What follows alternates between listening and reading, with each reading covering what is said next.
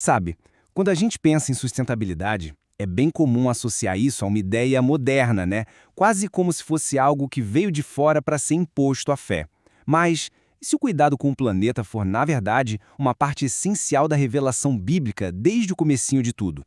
É justamente para entender isso que a gente vai mergulhar fundo na base teológica que mostra o cuidado com a criação como uma dimensão fundamental da nossa espiritualidade. E a pergunta que vai guiar toda a nossa conversa é essa aqui. Proteger o meio ambiente é só uma tarefa secular, do dia a dia, ou é uma missão genuinamente espiritual? A resposta, como a gente vai ver, pode ser muito mais profunda e integrada do que a gente imagina. Então, a nossa jornada vai seguir estes passos. Primeiro, a gente começa lá no fundamento, o mandato divino. Depois, vamos ouvir o clamor da criação, entender os princípios da mordomia, ver como a fé entra em ação e, no final, descobrir uma poderosa missão de esperança. Vamos lá! Ok, nosso ponto de partida é o início de tudo. O chamado para cuidar da terra não é uma ideia que surgiu depois, não é uma nota de rodapé. É, na verdade, um pilar que está presente desde as primeiras páginas da narrativa bíblica. E a chave para a gente entender isso está bem aqui.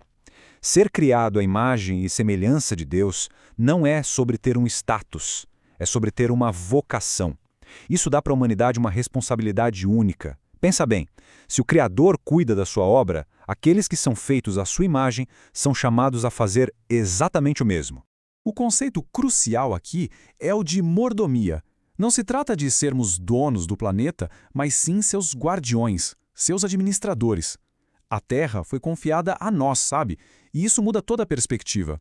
A ideia de domínio se transforma em uma missão de cuidado e de muita responsabilidade. Mas aí vem a pergunta: se a missão era cultivar e guardar, o que foi que deu errado? Como esse mandato original foi quebrado? A crise ambiental que a gente vive hoje pode ser entendida como uma consequência direta dessa ruptura na nossa relação com a criação.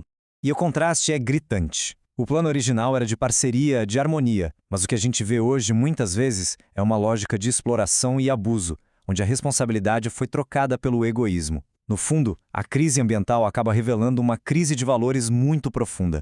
O apóstolo Paulo dá uma voz teológica para esse sofrimento todo. Ele descreve a criação como se ela estivesse gemendo, sabe? Como se estivesse em dores de parto, esperando por uma restauração.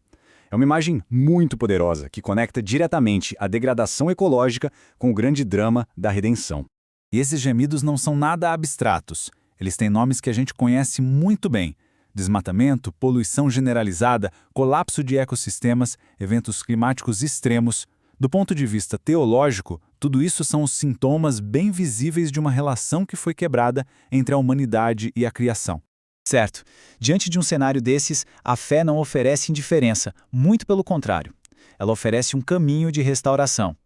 Vamos explorar agora 3 princípios fundamentais que formam a base para uma vida sustentável a partir dessa visão.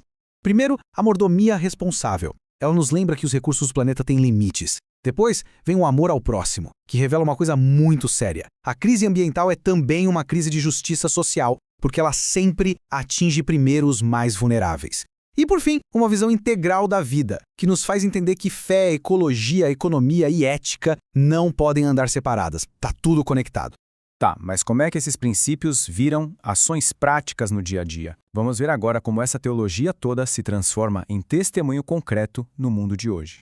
Então, defender a criação se torna uma parte essencial da vida de fé.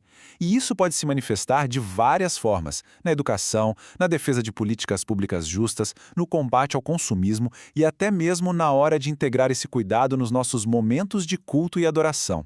E para fechar, vamos elevar um pouco a nossa perspectiva. Cuidar da criação não é só um dever para consertar um problema. É muito mais. É uma missão que é impulsionada pela esperança no futuro que Deus promete. Uma visão de renovação final para todas as coisas. E é aqui que tudo se amarra. A sustentabilidade na visão de Deus é mais do que só preservação ambiental. É uma missão espiritual. Cada ato de cuidado com a nossa casa comum se torna um pequeno sinal, uma antecipação visível daquela redenção cósmica final, onde céu e terra finalmente serão reconciliados.